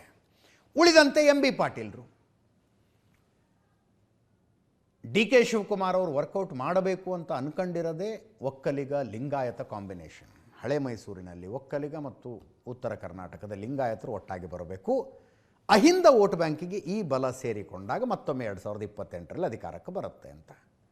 ಲಿಂಗಾಯತ ಫೇಸ್ಗಳ ಪೈಕಿ MB ಪಾಟೀಲ್ರು, ಈಶ್ವರ ಖಂಡ್ರೆ ಹಿರಿಯರಾಗ್ತಾರೆ, ಪ್ರಮುಖರಾಗ್ತಾರೆ. ಅವರು ಮೊದಲ ಹಂತದಲ್ಲೇ ಪ್ರಮಾಣ ವಚನ ಸ್ವೀಕರಿಸುವ ಸಾಧ್ಯತೆ ಇದೆ. ಪ್ರಿಯಾಂಕ್ ಖರ್ಗೆ AICC ಅಧ್ಯಕ್ಷರ ಮಗ. ಸಿದ್ದರಾಮಯ್ಯನವರು 2023ರಲ್ಲಿ 8 ಜನರ ಜೊತೆ ಪ್ರಮಾಣ ವಚನ ಸ್ವೀಕರಿಸೋದಲ್ಲ, ಆ 8 ಜನರ ಪಟ್ಟಿಯಲ್ಲೇ ಪ್ರಿಯಾಂಕ್ ಖರ್ಗೆ ಇದ್ದರು. ಆ 8 ಜನರ ಪಟ್ಟಿಲೇ ಇದ್ದರು ಪ್ರಿಯಾಂಕ್ ಖರ್ಗೆ. ಸೊ ಈ ಸಲವೂ ಇರ್ತಾರೆ. ಕೃಷ್ಣ ಭೈರೇಗೌಡ ಹೈಕಮಾಂಡ್ ಮನುಷ್ಯ. GBA ಎಲೆಕ್ಷನ್ ಇದೆ, ಒಕ್ಕಲಿಗ ಸಮುದಾಯ, ಎಲ್ಲ ಲೆಕ್ಕಾಚಾರದಲ್ಲೂ ಯಂಗ್ ಫೇಸು, ಎಜುಕೇಟೆಡ್ ಫೇಸು, ಎಲ್ಲ ಲೆಕ್ಕಾಚಾರದಲ್ಲಿ ಫಸ್ಟ್ ರೌಂಡ್ನಲ್ಲಿ ಇರ್ತಾರೆ. HK ಪಾಟೀಲ್ ಅಥವಾ ರಾಮಲಿಂಗಾರೆಡ್ಡಿ, ಇಬ್ಬರದು ರೆಡ್ಡಿ ಸಮುದಾಯ. GBA ಎಲೆಕ್ಷನ್ನನ್ನೇ ಗಮನದಲ್ಲಿಟ್ಕೊಂಡ್ರೆ ರಾಮಲಿಂಗಾರೆಡ್ಡಿ ಅವರು ಫಸ್ಟ್ ರೌಂಡ್ನಲ್ಲಿ ಬರ್ತಾರೆ. ಪ್ರಾಂತ್ಯವಾರು ಪ್ರಿಫರೆನ್ಸ್ ಕೊಡೋದನ್ನು ಗಮನದಲ್ಲಿಟ್ಕೊಂಡ್ರೆ HK ಪಾಟೀಲ್ ಫಸ್ಟ್ ರೌಂಡ್ನಲ್ಲಿ ಬರ್ತಾರೆ. UT ಖಾದರ್ ಈ ಸಲ ಮತ್ತೆ ಸ್ಪೀಕರ್ ಆಗೋದಿಲ್ವಂತೆ. ಇದೊಂದು ಹೆಚ್ಚು ಕಡಿಮೆ ಖಚಿತ ಆಗಿದೆ. UT ಖಾದರ್ ಕ್ಯಾಬಿನೆಟ್ಟಿಗೆ ಬರ್ತಾರೆ. ಆವಾಗ ಸ್ಪೀಕರ್ ಯಾರಾಗ್ತಾರೆ ಅನ್ನೋ ಚರ್ಚೆ ಬೇರೆ ಬರುತ್ತೆ, ಆಮೇಲೆ ಹೋಗೋಣ ಅದಕ್ಕೆ. UT ಖಾದರ್ ಅಥವಾ ಜಮೀರ್ ಅಹಮದ್ ಖಾನ್ ಫಸ್ಟ್ ರೌಂಡ್ನಲ್ಲಿ. ಜಮೀರ್ ಅಹಮದ್ ಖಾನ್ರದ್ದು DK ಶಿವಕುಮಾರ್ ಅವ್ರದ್ದು ಸಂಬಂಧ ಹೆಂಗಿದೆ ಅಂತ ಗೊತ್ತು ನಿಮಗೆ. ದಾವಣಗೆರೆ ದಕ್ಷಿಣ ಎಲೆಕ್ಷನ್ನಲ್ಲಿ ಏನೇನಾಯಿತು ನೆನಪಿಸ್ಕೊಳ್ಳಿ ಒಂದು ಸಲ. ಹೆಂಗಿದೆ ಅಂತ ಗೊತ್ತು. ಹಂಗಂತ ಸಾರಾಸಗಟಾಗಿ ಜಮೀರ್ ಅಹಮದ್ ಖಾನ್ರನ್ನು ಬಿಟ್ಟು ಸರ್ಕಾರ ನಡೆಸ್ಬಿಡ್ತಾರೆ DK ಶಿವಕುಮಾರ್ ಅವರು ಅಂದರೆ GBA ಎಲೆಕ್ಷನ್ ಇದೆ. ದೊಡ್ಡದೊಂದು ಜಮೀರ್ ಅಹಮದ್ ಖಾನ್ ಅನ್ಡೌಟೆಡ್ಲಿ ಮುಸ್ಲಿಮರ ಜನಪ್ರಿಯ ನಾಯಕ. ಮೊದಲ ರೌಂಡ್ನಲ್ಲಿ UT ಖಾದರ್ ಪ್ರಮಾಣ ವಚನ ಸ್ವೀಕರಿಸ್ತಾರ, ಜಮೀರ್ ಅಹಮದ್ ಸ್ವೀಕರಿಸ್ತಾರ ಅನ್ನೋದೊಂದು ಪ್ರಶ್ನೆ ಇದೆ. ಲಕ್ಷ್ಮೀ ಹೆಬ್ಬಾಳ್ಕರ್ ಅಥವಾ ಲಕ್ಷ್ಮಣ ಸವದಿ ಬೆಳಗಾವಿಯಿಂದ ಒನ್ಸ್ ಅಗೇನ್ ಲಿಂಗಾಯತ ಕೋಟ ಬರುತ್ತೆ. BK ಹರಿಪ್ರಸಾದ್ ಅಥವಾ ಮಧು ಬಂಗಾರಪ್ಪ ಇಬ್ಬರಲ್ಲೊಬ್ಬರು. BK ಹರಿಪ್ರಸಾದ್ ಹಲವು ಆಪ್ಷನ್ಗಳನ್ನು ಹೇಳ್ತಾ ಇದ್ದಾರಂತೆ. ಒಂದು ಕ್ಯಾಬಿನೆಟ್ನಲ್ಲಿರ್ತಾರೆ, ಇಲ್ಲ ರಾಜ್ಯಸಭೆಗೆ ಹೋಗ್ತಾರೆ, ಮತ್ತೆ ರಾಷ್ಟ್ರೀಯ ರಾಜಕಾರಣದಲ್ಲಿ ಅವರು ರಾಜ್ಯಸಭೆಗೆ ಹೆಂಗೂ ಎಲೆಕ್ಷನ್ ಆಗೋದಿದೆ 18ನೇ ತಾರೀಕು. BK ಹರಿಪ್ರಸಾದ್ ಅಲ್ಲಿಗೆ ಹೋಗ್ತಾರೆ ಅಂತ ಒಂದು ಚರ್ಚೆ ಇದೆ.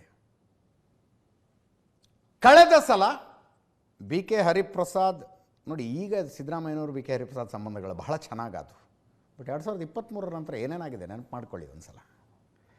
BK ಹರಿಪ್ರಸಾದ್ ಹೆಸರನ್ನು ಹೈಕಮಾಂಡ್ ಪುಷ್ ಮಾಡಿತ್ತು.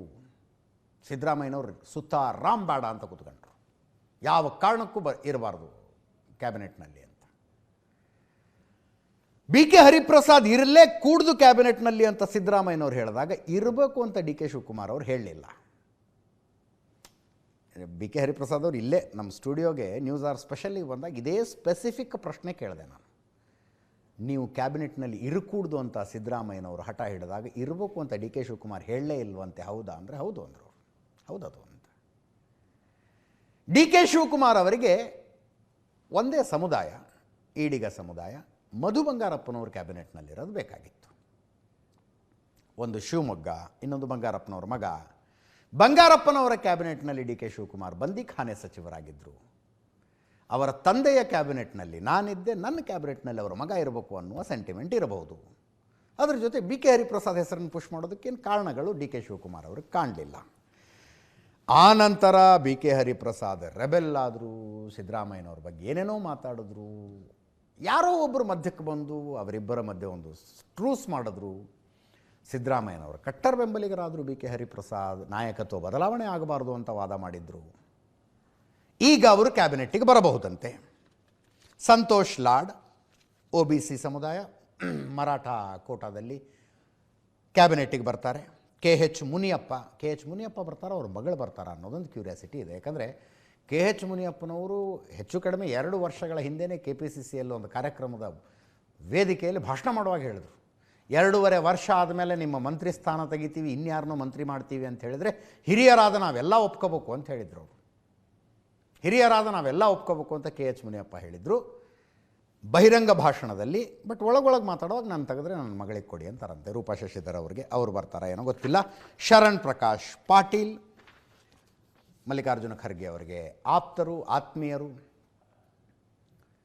ಆ ಭಾಗದಲ್ಲಿ ಕಲ್ಯಾಣ ಕರ್ನಾಟಕದಲ್ಲಿ ಮಲ್ಲಿಕಾರ್ಜುನ ಖರ್ಗೆ ಅವರಿಗೆ ನಂಬಿಕಸ್ಥ ಲಿಂಗಾಯತ ನಾಯಕರೊಬ್ಬರು ಜೊತೆಗಿರಬೇಕು. ಅದು ಶರಣ್ ಪ್ರಕಾಶ್ ಪಾಟೀಲ್ ಆಗಿದ್ದಾರೆ, ಅವ್ರ ಕ್ಯಾಬಿನೆಟ್ನಲ್ಲಿರುವ ಸಾಧ್ಯತೆ ಇದೆ. ಭೈರತಿ ಸುರೇಶ್ ಬೆಂಗಳೂರು ಕುರುಬ ಸಮುದಾಯ, ಸಿದ್ದರಾಮಯ್ಯನವರ ಕೋಟ, ಎಲ್ಲ ದೃಷ್ಟಿಯಿಂದನೂ ಭೈರತಿ ಸುರೇಶ್ ಸೆಟ್ ಆಗ್ತಾರೆ. ಇದು ಅನೇಕ ತರ್ಕಗಳ ಆಧಾರದ ಮೇಲೆ, ತರ್ಕಗಳು ಮತ್ತು ಬಂದಿರುವ ಮಾಹಿತಿಗಳ ಆಧಾರದ ಮೇಲೆ ನಾವು ಮಾಡಿರುವಂಥ ಪಟ್ಟಿ. ಟೋಟಲ್ 33 ಜನ. ಅದರಲ್ಲಿ ಫಸ್ಟ್ ರೌಂಡ್ನಲ್ಲಿ ಯಾರಾಗ್ತಾರೆ, ಎಷ್ಟು ಜನ ಆಗ್ತಾರೆ, ಸೆಕೆಂಡ್ ರೌಂಡ್ ಯಾವಾಗ ಅಂತ ಕೇಳಿದರೆ 18ನೇ ತಾರೀಕು ಆದ ನಂತರ, ರಾಜ್ಯಸಭೆಗೆ ಚುನಾವಣೆಗಳು ಮುಗಿದ ನಂತರ. ಡಾಕ್ಟರ್ ಯತೀಂದ್ರ ಕ್ಯಾಬಿನೆಟ್ನಲ್ಲಿ ಇರ್ತಾರೆ, ಫಸ್ಟ್ ರೌಂಡ್ನಲ್ಲೇ ಆಗ್ತಾರೆ. ಸಿದ್ದರಾಮಯ್ಯನವರು ಮಗನನ್ನು ಕರ್ಕೊಂಡು ಹೋಗಿ ದೆಹಲಿಯಲ್ಲಿ ಮತ್ತೊಮ್ಮೆ ರಾಹುಲ್ ಗಾಂಧಿ ಅವರಿಗೆ, ಮಲ್ಲಿಕಾರ್ಜುನ ಖರ್ಗೆ ಅವರಿಗೆ ಪರಿಚಯಿಸಿದ್ದಾರೆ ಮತ್ತು ಹೇಳಿರ್ತಾರೆ, ಟೇಕ್ ಕೇರ್ ಆಫ್ ಮೈ ಸನ್ ಅಂತ ಹೇಳಿರ್ತಾರೆ.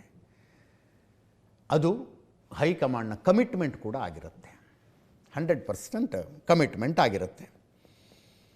ಇಂಥದ್ದೊಂದು ಸಚಿವ ಸಂಪುಟ ನೋಡೋಣ, ಇದರಲ್ಲಿ ಎಷ್ಟರ ಮಟ್ಟಿಗೆ ನಮ್ಮ ಲಾಜಿಕ್ ಕರೆಕ್ಟ್ ಆಗುತ್ತೆ ಅಂತ ಆದಾಗಲೇ ಗೊತ್ತಾಗುತ್ತೆ, ಆದಾಗ ಹೇಳೋಣಂತೆ. ಇನ್ನೊಂದು ಪ್ರಶ್ನೆ ಬರುತ್ತೆ, DCM. KC ವೇಣುಗೋಪಾಲ್ ಅವರು ಕರ್ನಾಟಕದ ಕೆಲವು ನಾಯಕರುಗಳಿಗೆ ಸ್ಪಷ್ಟವಾಗಿ ಹೇಳಿದಾರಂತೆ, ನಾವು DCM ಯಾರನ್ನೂ ಮಾಡೋದಿಲ್ಲ ಅಂತ. DCM ಯಾರನ್ನೂ ಮಾಡದೇ ಇರುವುದು DK ಶಿವಕುಮಾರ್ ಅವರಿಗೆ ಒಂದು ಫ್ರೀ ಹ್ಯಾಂಡ್ ಕೊಟ್ಟಂಗೆ, ಕಟ್ಟುನಿಟ್ಟಾಗಿ ನೀಟಾಗಿ ಅಧಿಕಾರ ನಡೆಸ್ಕೊಂಡು ಹೋಗಿ ಇನ್ನೊಂದು ಪ್ಯಾರಲಲ್ ಪವರ್ ಸೆಂಟರ್ ಆಗೋದಕ್ಕೆ ಅವಕಾಶ ನಾವು ಕೊಡೋದಿಲ್ಲ ಅಂತ DK Shivakumar must be happy about it. ಯಾರೂ DCM ಇರೋದಿಲ್ಲ ಅಂತ. ಅಕಸ್ಮಾತ್ DCM ಮಾಡೋದಾದರೆ ಯಾರನ್ನು ಮಾಡಬೇಕು ಅನ್ನೋ ಪ್ರಶ್ನೆ ಬರುತ್ತೆ. ಉದಾಹರಣೆಗೆ ಪ್ರಿಯಾಂಕ ಖರ್ಗೆ DCM ಆಗ್ತಾರೆ ಅಂತ ಒಂದಿತ್ತು. ಅವರು ಉಪಮುಖ್ಯಮಂತ್ರಿ ಆದರೆ ದಲಿತ ಬಲ ಸಮುದಾಯದ ಪರಮೇಶ್ವರ್ ಏನು ಮಾಡಬೇಕು?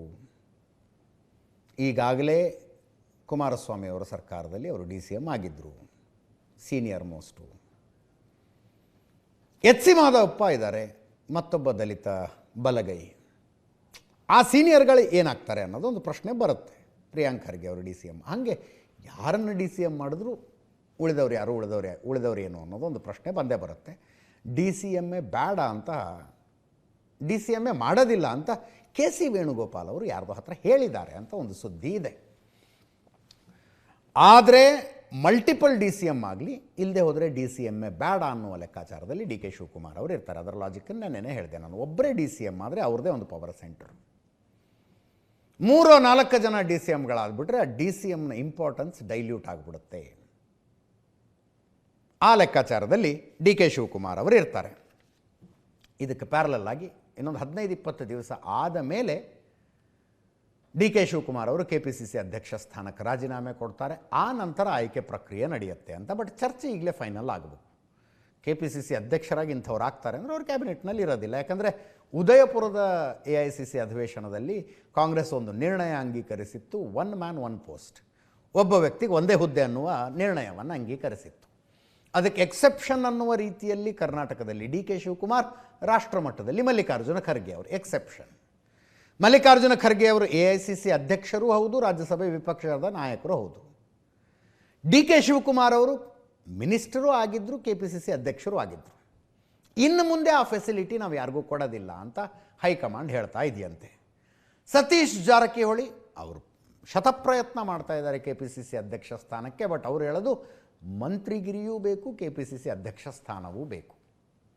KC ವೇಣುಗೋಪಾಲ್ ಅವರು 2ರಲ್ಲಿ ಒಂದು ಆಯ್ಕೆ ಮಾಡ್ಕೊಳ್ಳಿ ಅನ್ನುವ ಮೆಸೇಜನ್ನು ಸತೀಶ್ ಜಾರಕಿಹೊಳಿ ಅವರಿಗೆ ಕನ್ವೆ ಮಾಡಿದಾರಂತೆ. ಸತೀಶ್ ಜಾರಕಿಹೊಳಿ ಅವರ ಆಯ್ಕೆ ಏನಾಗಲಿದೆ ಅನ್ನೋದು ಈಗಿರುವ ಪ್ರಶ್ನೆ.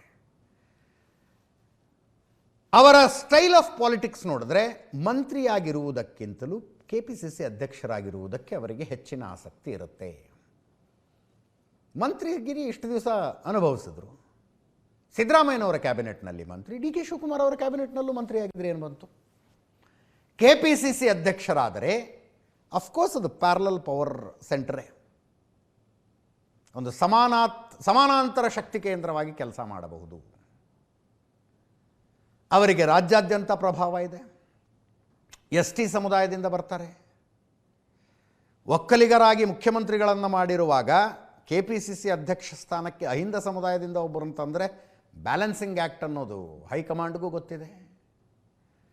ಸಂಘಟನಾ ಶಕ್ತಿ ಬೇರೆ ಬೇರೆ ಉಪಚುನಾವಣೆಗಳಲ್ಲಿ ಪ್ರೂವ್ ಮಾಡಿದ್ದಾರೆ ಅವರು. ಶಿಗ್ಗಾಮಿನೇ ಗೆದ್ಕೊಂಡ್ಬಿಟ್ರು. ಬಸವರಾಜ ಬೊಮ್ಮಾಯಿ ಅವರ ಪುತ್ರನ ವಿರುದ್ಧ ಒಂದು ಮುಸ್ಲಿಂ ಕ್ಯಾಂಡಿಡೇಟ್ ಹಾಕಿ ಗೆಲ್ಲಿಸ್ಕೊಂಡು ಬರಬಲ್ಲೆ ಅನ್ನುವ ಕ್ಷಮತೆಯನ್ನು ತೋರಿಸಿದ್ದಾರೆ. ಬಾಗಲಕೋಟೆ ಬೈ ಎಲೆಕ್ಷನ್ ಗೆಲ್ಲಿಸ್ಕೊಂಬಂದರು. ಅದಾದ ಮೇಲೆ ಹೇಳಿದ್ರು ನಾವೇನೇನು ಮಾಡಬಹುದು ಅನ್ನೋದು ಹೈಕಮಾಂಡಿಗೆ ಮನವರಿಕೆ ಮಾಡಿದ್ದೀವಿ, ಏನು ಜವಾಬ್ದಾರಿ ಕೊಡ್ತಾರೋ ನೋಡೋಣ ಅಂದಿದ್ದಾರೆ. ಸೊ ಸತೀಶ್ ಜಾರಕಿಹೊಳಿ KPCC ಅಧ್ಯಕ್ಷ ಸ್ಥಾನಕ್ಕೆ ಫೇವ್ರಿಟ್ ಫ್ರಂಟ್ ರನ್ನರ್. ಅವರು KPCC ಅಧ್ಯಕ್ಷರಾಗುವುದು DK ಶಿವಕುಮಾರ್ ಅವರ ಪಾಲಿಗೆ ಒಂದು ಸ್ವಲ್ಪ ಅಂದರೆ ಪ್ಯಾರಲಲ್ ಪವರ್ ಸೆಂಟರ್ ಆಗ್ತಾರೆ ಅನ್ನುವ ಕಾರಣಕ್ಕೆ. ಬಟ್ ಅದನ್ನು ಮಾಡದೇ ಇದ್ದರೆ ಇನ್ನೇನು ಮಾಡ್ತಾರೋ ಅನ್ನೋ ಭಯವೂ ಇರುತ್ತೆ. ಮುಂಚಿನ ಥರ ಸತೀಶ್ ಜಾರಕಿಹೊಳಿ ಅವರು ಸಿದ್ದರಾಮಯ್ಯನವರ ಕಟ್ಟಾಳು ಅನ್ನೋ ಸಿಚುವೇಶನ್ ಉಳಿದಿಲ್ಲ ಅಂತ ಆ ಇಬ್ಬರನ್ನು ಹತ್ತಿರದಿಂದ ನೋಡಿರುವ ನಾಯಕರು ಹೇಳ್ತಾ ಇದ್ದಾರೆ. ಒಳಗಿಂದೊಳಗೆ ಅದೇನಾಗಿದೆಯೋ ಗೊತ್ತಿಲ್ಲ. ಹಿ ಈಸ್ ನಾಟ್ ಪಕ್ಕಾ ಸಿದ್ದರಾಮಯ್ಯ ಬಣ ಅಲ್ಲ ಸತೀಶ್ ಜಾರಕಿಹೊಳಿ ಅಂತ ಒಳಗಿಂದೊಳಗೆ ಹೇಳ್ತಾರಪ್ಪ ನೋಡಿದಂಥವ್ರು. ಅವರಲ್ಲದೆ ಹೋದರೆ ಯಾರು? ಇಂಟ್ರೆಸ್ಟಿಂಗ್ಲಿ ತಂಗಡಿಗೆ ಅವರನ್ನು ಕರೆಸಿ ಮಾತಾಡಿದಾರಂತೆ. KPCC ಅಧ್ಯಕ್ಷ ಸ್ಥಾನ ನೀವು ಜವಾಬ್ದಾರಿ ತಗೊಳ್ಳೋಕೆ ರೆಡಿ ಇದ್ದೀರಾ ಅಂತ ಕರೆದು ಮಾತಾಡಿದಾರಂತೆ. ಶಿವರಾಜ್ ತಂಗಡಿಗೆ ಕನ್ನಡ ಮತ್ತು ಸಂಸ್ಕೃತಿ ಇಲಾಖೆಯ ಸಚಿವರು. ಮಾತುಕತೆಗಳು ಮುಂದೆ ಎಲ್ಲಿಗೆ ಹೋದವೋ ಗೊತ್ತಿಲ್ಲ. ಬೋವಿ ಸಮುದಾಯ ಬರ್ತಾರೆ, ರಾಜಕೀಯ ಅನುಭವ ಇದೆ. ಅದರ ಜೊತೆಗೆ ಪರಮೇಶ್ವರ್ ಈಗಾಗಲೇ ಒಂದು ಸಲ KPCC ಅಧ್ಯಕ್ಷರಾಗಿದ್ದವರು. 2013ರ ಚುನಾವಣೆಯಲ್ಲಿ ಕಾಂಗ್ರೆಸ್ ಬಹುಮತಕ್ಕೆ ಬಂದಾಗ ಡಾಕ್ಟರ್ ಪರಮೇಶ್ವರರೇ KPCC ಅಧ್ಯಕ್ಷರಾಗಿದ್ದರು. ಬಟ್ ಅವರೇ ಸೋತುಬಿಟ್ರು ಆ ಚುನಾವಣೆಯನ್ನು. ಸೋಲಿಸಲಾಯಿತು, ಅದು ಬಿಡಿ, ಮುಗಿದೋಗಿರೋ ಕಥೆ. ಅಪ್ಪಾಜಿ ನಾಡಗೌಡರ ಹೆಸರು ಓಡ್ತಾ ಇದೆ, ಈಶ್ವರ್ ಖಂಡ್ರೆ ಅವರ ಹೆಸರು ಓಡ್ತಾ ಇದೆ. ಅಪ್ಪಾಜಿ ನಾಡಗೌಡ, ಈಶ್ವರ್ ಖಂಡ್ರೆ ಯಾಕೆ ಫ್ರಂಟ್ ರನ್ನರ್ ಆಗೋದಿಲ್ಲ ಅಂದರೆ ಒಕ್ಕಲಿಗರಾಗಿ ಮುಖ್ಯಮಂತ್ರಿ ಆಗಿರುವಾಗ ಲಿಂಗಾಯತರು KPCC ಅಧ್ಯಕ್ಷರಾಗಲಿಕ್ಕಿಲ್ಲ ಅಂತ.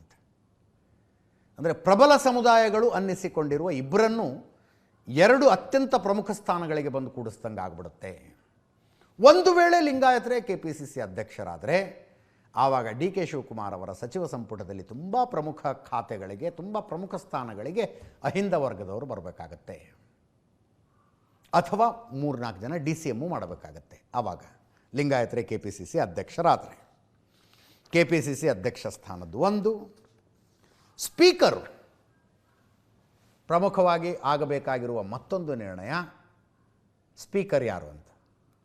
ಸ್ಪೀಕರ್ ಯಾವ ಬಣದವರೂ ಆಗಿರಬಾರ್ದು, ಹೈಕಮಾಂಡ್ಗೆ ನಿಷ್ಠರಾಗಿರಬೇಕು, ಅನುಭವಿಗಳಾಗಿರಬೇಕು, ಹಿರಿಯರಾಗಿರಬೇಕು, ಎಲ್ಲ ಕ್ರೈಟೀರಿಯಾ ಅಪ್ಲೈ ಆಗ್ತವೆ. Doctor G. ಪರಮೇಶ್ವರ್ ಮತ್ತು MB ಪಾಟೀಲ್ ಇಬ್ಬರು ದಿಲ್ಲಿಗೆ ಹೋಗಿದ್ದರು, ಇಬ್ಬರನ್ನೂ ಹೈಕಮಾಂಡ್ನವ್ರು ಕರೆಸ್ಕೊಂಡಿದ್ರು ಅಂತ ಸುದ್ದಿ ಇತ್ತು. ಬಟ್ ಆಮೇಲೆ ಗೊತ್ತಾಗಿದ್ದು ಪರಮೇಶ್ವರ್ ಅವ್ರನ್ನ ಕರೆಸ್ಕೊಂಡಿದ್ರು, MB ಪಾಟೀಲ್ ಹೋಗಿದ್ರು ಅಂತ. MB ಪಾಟೀಲ್ DCM ಆಗಬೇಕು ಅಂತ ಪ್ರಯತ್ನ ಪಡ್ತಾ ಇದ್ದಾರೆ, ಅದನ್ನು ಮಾತಾಡೋಕ್ಕೆ ಹೋಗಿದ್ರಂತೆ. ಪರಮೇಶ್ವರ್ ಅವರನ್ನು ಕರೆಸಿಕೊಂಡಿದ್ದು ನೀವು ಸ್ಪೀಕರ್ ಆಗಿ ಅಂತ ಹೇಳೋದಕ್ಕೆ ಪರಮೇಶ್ವರ್ ಅದನ್ನು ನಿರಾಕರಿಸಿದಾರಂತೆ. ಯಾರನ್ನೋ ಸ್ಪೀಕರ್ ಮಾಡೋದು ಅಂದರೆ ಪೊಲಿಟಿಕಲಿ ನೀವು ಸುಮ್ಮನೆ ಕೂತ್ಕೊಂಡಿರಿ ಅಂತ ಕೂಡಿಸ್ದಂಗೆ ಅಷ್ಟೇ. ಅದು ಸ್ಪೀಕರ್ ಮಾಡೋದು UT ಖಾದರು ಅದನ್ನೇ, ಅಂದರೆ ಯಾವಾಗ ಸ್ಪೀಕರ್ ಸ್ಥಾನ ಬಿಟ್ಟು ಮರಳಿ ಮಂತ್ರಿ ಆಗ್ತೀನೋ ಅನ್ನೋ ಪ್ರಯತ್ನದಲ್ಲಿ ಅವ್ರು ಇರ್ತಾರೆ. ಹಂಗೆ ಪರಮೇಶ್ವರ್ಗೆ ಮುಖ್ಯಮಂತ್ರಿ ಸ್ಥಾನನೇ ಕ್ಲೇಮ್ ಮಾಡ್ತಾ ಇದ್ದವನು ನನ್ನನ್ನು ಕರ್ಕೊಂಡೋಗಿ ಸ್ಪೀಕರ್ ಮಾಡ್ತೀರಾ ನೀವು ಅಂತ ಅನಿಸಿದೆ. ಅದನ್ನೇ ಹೇಳಿ ಬಂದಿದ್ದಾರಂಥವ್ರು, ನಾನು ಯಾವ ಕಾರಣಕ್ಕೂ ಸ್ಪೀಕರ್ ಸ್ಥಾನ ಒಪ್ಕೊಳ್ಳೋದಿಲ್ಲ ಅಂತ. ಪರಮೇಶ್ವರ್ಗೆ ಮತ್ತೆ ಮಂತ್ರಿಯಾಗಿ ಮುಂದುವರಿಸ್ತಾರಾ ಅಥವಾ ಕನ್ವಿನ್ಸ್ ಮಾಡ್ತಾರಾ ಗೊತ್ತಿಲ್ಲ. ಅನೇಕ ಜನ ಸಚಿವರುಗಳು ಮಾತಾಡಿದ್ದಾರೆ, ಸಚಿವರಾಗಬೇಕು ಅಂದ್ಕೊಂಡಿರೋರು ಮಾತಾಡಿದ್ದಾರೆ. ಕೇಳಿಸ್ಕೊಳ್ಳಿ ಒಂದ್ಸಲ. ಸೀನಿಯಾರಿಟಿಗೆ ಏನು ಖಾತೆ ಕೊಡ್ಬೋದು ಅಂತ ನಿರೀಕ್ಷೆ ಇದೆ? ನನ್ನ ಸೀನಿಯಾರಿಟಿ ನೋಡಿ ಅವರೇ ಕೊಡಬೇಕು. ನಾನು ಇದು 5 ಸಲ ಆಗೋಯ್ತು, 5 ಸಲ ಮಂತ್ರಿ ಆಗಿದೆ, ಈಗ ಮತ್ತೆ ಆದರೆ 6ನೇ ಸಲ ಆಗುತ್ತೆ.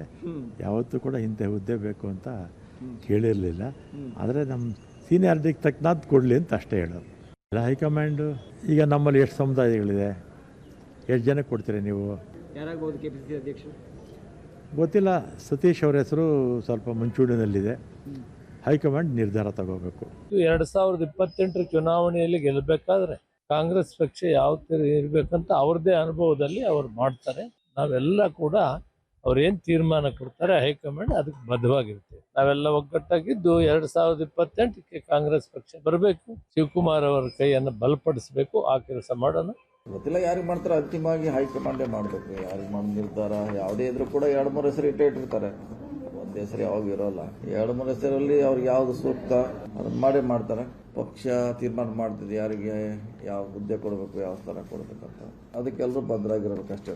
ಗೊತ್ತಿಲ್ಲ ಯಾವ ನಿರ್ಧಾರ ಮಾಡ್ತಾರೆ. ಸೊ ಹಳಬರಬೇಕು, ಕ್ಯಾಬಿನೆಟ್ಲಿ ಹೊಸಬರಬೇಕು, ಎಲ್ಲರನ್ನೂ ಹೊಸ ಏನು CLP ನಾಯಕರನ್ನ ಆಯ್ಕೆ ಮಾಡೋದು ಆ ಪ್ರಕ್ರಿಯೆ ಸಹಜವಾದಂಥ ಪ್ರಕ್ರಿಯೆ, ಅದು ಇವತ್ತು ನಡೀತದೆ. ನಮ್ಮ CLP ನಾಯಕರನ್ನು ನಾವು ಆಯ್ಕೆ ಮಾಡಿ ಗವರ್ನರಿಗೆ ನಾವು ಕಳಿಸ್ಕೊಡ್ತೀವಿ. ಅದಾದಮೇಲೆ ಮುಂದಿನ ಪ್ರಕ್ರಿಯೆ ನಡೀತದೆ. ನೋಡಿ, what ever high command decides is final. ನಾಳೆ ಹೈಕಮಾಂಡ್ ಅವರು ಪ್ರಿಯಾಂಕರ್ಗೆ ವಾಪಸ್ಸು ಹೋಗಿ ಪಕ್ಷದ ಕೆಲಸ ಮಾಡಬೇಕು ಅಂತ ಅದಕ್ಕೂ ಕೂಡ ನಾವು ಸಿದ್ಧರಿರಬೇಕಲ್ಲ. I have no demands.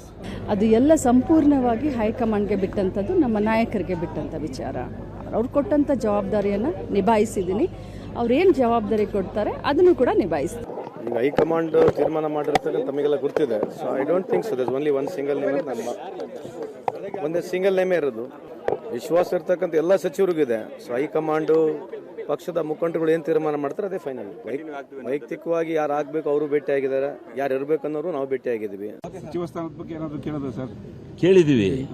ಹೋದ ಸಾರಿನೇ ನಮ್ಮನ್ನ ಈ ಪಾರ್ಟಿ ಕರ್ಕೊಂಬರ್ಬೇಕಾದ್ರೆ ನಿಮ್ಮನ್ನು ಮಂತ್ರಿ ಮಾಡ್ತೀವಿ ಅಂತಲೇ ಕರ್ಕೊ ಬಂದಿದ್ರು 3 ಜನ. ಈ ಸಾರಿ ಕೊಡೋಣ ಅಂತ ಹೇಳಿದ್ದಾರೆ, ಎಲ್ಲರೂ ಹೇಳಿದ್ದಾರೆ. ನಮ್ಮ ಜಿಲ್ಲೆಯಲ್ಲಿ ಇಲ್ಲ, ಒಬ್ಬರೇ ಇರೋದು ನಾವು. MLA ಒಬ್ಬರೇ ಇರೋದು ಅಂತ ಭಾವಿಸಿದೀವಿ. ಇದು ಹೈಕಮಾಂಡು, ಪಕ್ಷ ನಾಯಕರು, ಆಮೇಲೆ ಎಲ್ಲ ಪ್ರತಿಯೊಂದು ಕೌಂಟ್ ಆಗುತ್ತೆ. ಕೌಂಟ್ ಆದ್ಮೇಲೆ ಇದಾಗುತ್ತೆ. ಬಟ್ ಈಗ ನಾವು ನಮ್ಗೆ ಆತ್ಮೀಯರು ಅಂದ್ಬಿಟ್ಟು ನಾನು ಮಂತ್ರಿಗಿರಿ ಕೊಡಿ ಅಂತ ಕೇಳೋಕ್ಕಾಗಲ್ಲ. ಈಗ ಏನ್ ಮಾಡ್ತಾರೆ ಅಂತ, ಈಗ ನಾವು ವರಿಷ್ಠರು ಏನ್ ತೀರ್ಮಾನ ಮಾಡ್ತಾರೆ ಅದೇ ಫೈನಲ್. ಬಟ್ ನಾವ್ಯಾರನ್ನು ಕೇಳೋದಾಗಲಿ ಲಾಬಿ ಮಾಡೋದಾಗಲಿ ನಾನು ನೀವು DKಗೆ ಆತ್ಮೀಯರಾಗಿರೋದ್ರಿಂದ ಮತ್ತಷ್ಟು ಕ್ಷೇತ್ರಕ್ಕೆ ಮತ್ತಷ್ಟು ಅನುದಾನ ತರುವಂತ ಆ ವಿಚಾರದಲ್ಲಿ ಹೇಳಿ ಗೊತ್ತಿಲ್ಲ. ಅನುದಾನ ತರ್ತೀವಿ, ನಮ್ಗೆ ಇರುವಷ್ಟು ಸಮಸ್ಯೆಗಳನ್ನ ಆದಷ್ಟು ಬೇಗ ಬಗೆಹರಿಸೋ ಕೆಲಸ ಮಾಡ್ತೀವಿ. ನಾವು ನಾನಂತೂ ಅಲ್ಲೇ ಇರ್ತೀನಿ ಪಕ್ಕದಲ್ಲಿ. ನಮ್ಮ ಎಲ್ಲ ಸಚಿವರು, ನಮ್ಮ ಇನ್ನೊಂದು ಶಾಸಕರು, MLC ಎಲ್ಲ ಬಂದರು, ಭೇಟಿ ಮಾಡಿ ಡೆಲ್ಲಿಯಿಂದ ಬಂದ್ರಲ್ಲ, ಅವ್ರು ಸ್ವಲ್ಪ ಬರೋದು ಫ್ಲೈಟ್ ತಡ ಆಯಿತು. ಅಲ್ಲ, ನೀವೇನಾದ್ರು ಲಾಬಿ ಏನಾದರೂ ಮಾಡ್ತಾ ಇದ್ರಾ? ನಾನು ಲಾಬಿನೂ ಮಾಡಲ್ಲ, ನಾನು ಕೇಳೋದು ಇಲ್ಲ, ನನಗೆ ಅಂಥ ಆಸೆನೂ ಇಲ್ಲ. ಒಬ್ರಿಗಂತೂ ಸಿಗುತ್ತೆ, ಎರಡನೇ ಸಿಕ್ಕಿದ್ರೆ ಲಕ್ಕು.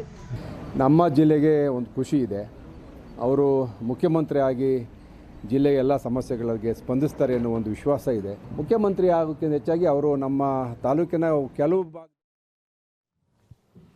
ನಾಳೆ ನಿಯೋಜಿತ ಮುಖ್ಯಮಂತ್ರಿ DK ಶಿವಕುಮಾರ್ ಅವರು ದಿಲ್ಲಿಗೆ ಹೋಗ್ತಾರೆ. ನಿಯೋಜಿತ ಮುಖ್ಯಮಂತ್ರಿ ಅನ್ನೋದಕ್ಕಿಂತ ಟೆಕ್ನಿಕಲಿ ಅವರೀಗ ಶಾಸಕಾಂಗ ಪಕ್ಷದ ನಾಯಕರು. ದಿಲ್ಲಿಗೆ ಹೋಗ್ತಾರೆ, ದಿಲ್ಲಿಯಿಂದ ಒಂದು ಲಿಸ್ಟ್ ಫೈನಲ್ ಮಾಡಿಕೊಂಡು ಬರ್ತಾರೆ. ನಾಳೆ ಸುದ್ದಿ ನಾಳೆ ಹೇಳೋಣ. ಇನ್ನೊಂದು ಇವತ್ತು ಹೇಳಲೇಬೇಕು ಅಂದ್ಕೊಂಡಿರುವಂಥ ನ್ಯಾಷನಲ್ ನ್ಯೂಸ್ ಇದು.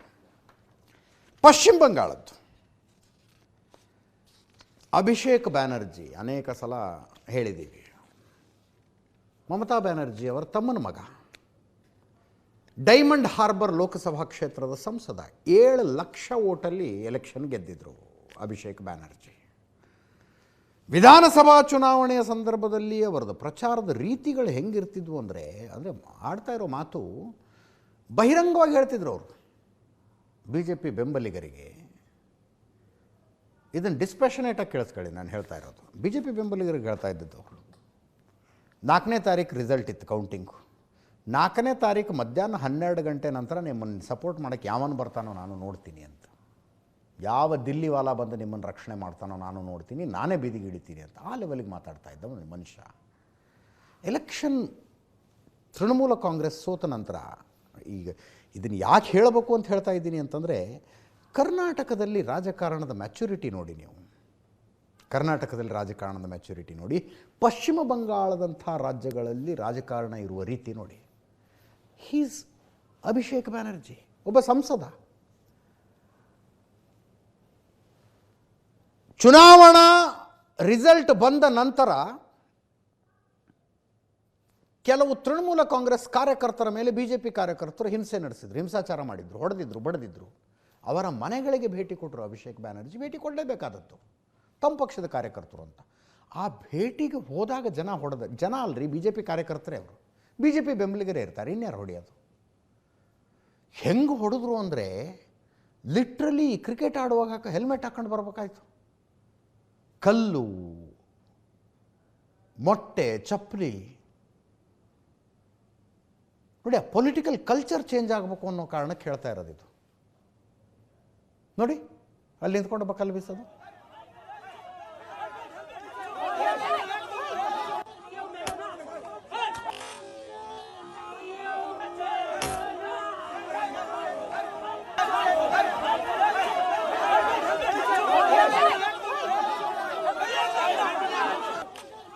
ಅಂದರೆ ಗೆದ್ದವ್ರದೇ ರಾಜ್ಯಭಾರ ಅನ್ನೋ ಹಾಗೆ.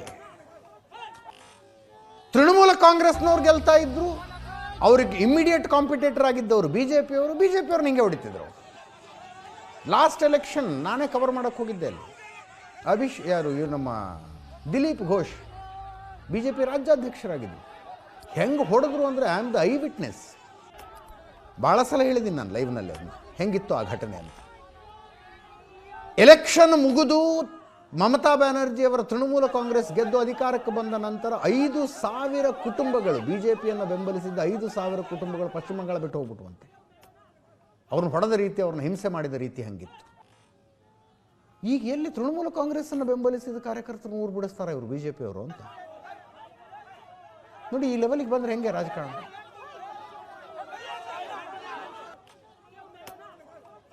ಅಲ್ಲಿ ಒಂದು ರಾಜಕೀಯ ಪಕ್ಷದ ಕಾರ್ಯಕರ್ತನಾಗಿರೋದು ಅಂತಂದರೆ ಆತನಿಗೆ ಮಾರ್ಷಲ್ ಆರ್ಟು ಬರಬೇಕು ಅನ್ನೋ ಥರ ಇರುತ್ತೆ. ರಾಜಕೀಯ ಪಕ್ಷದ ಕಚೇರಿ ಅಂದರೆ ಒಳಗೆ ಮಚ್ಚು, ಲಾಂಗು, ಹಾಕಿ ಸ್ಟಿಕ್ಕು, ಕಲ್ಲು, ಅವಶ್ಯಕತೆ ಬಿದ್ದರೆ ನಾಡ ಬಾಂಬ್ ಸಹಿತ ಇರಬೇಕು. ಪೊಲಿಟಿಕಲ್ ಪಾರ್ಟಿ ಆಫೀಸು ಅಂತಂದರೆ ನಮ್ಮ ಕಡೆ ರಾಜಕಾರಣ ದುಡ್ಡು ಕಾಸು ಉಳಿದಿದ್ದೇನೇ ಇರಲಿ, ಇಲ್ಲೂ ಆಗತ್ತೆ. ನಮ್ಮ ರಾಜರಾಜೇಶ್ವರಿ ನಗರ ಮುನಿರತ್ನ ಅವ್ರ ಮೇಲೆ ಎಸಿಲಿಲ್ವಾ ಹಿಂದೆ? ಬಟ್ ತೀರಾ ಪಶ್ಚಿಮ ಬಂಗಾಳಕ್ಕೆ ಹೋಲಿಸುವಂಥ ಈ ಲೆವೆಲಿನ ರಾಜಕಾರಣ ನಮ್ಮಲ್ಲಿಲ್ಲ.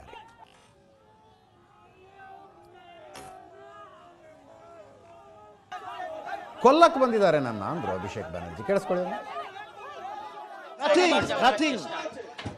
They want to kill me. They want to kill me.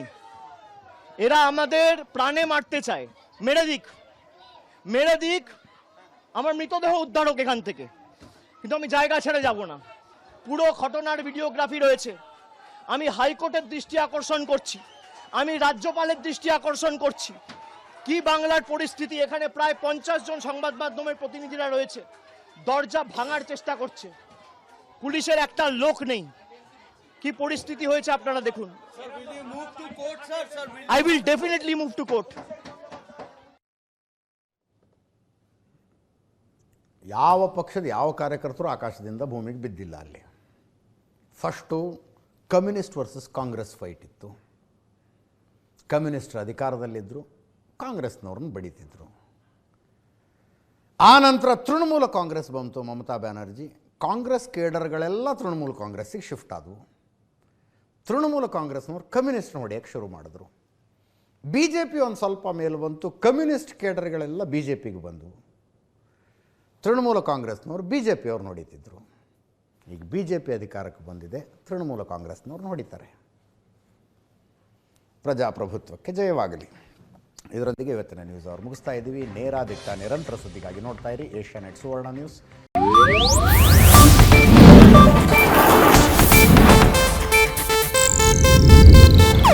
ಇದು ಏಷ್ಯಾನೆಟ್ ನ್ಯೂಸ್ ನೆಟ್ವರ್ಕ್ ಪ್ರಸ್ತುತಿ.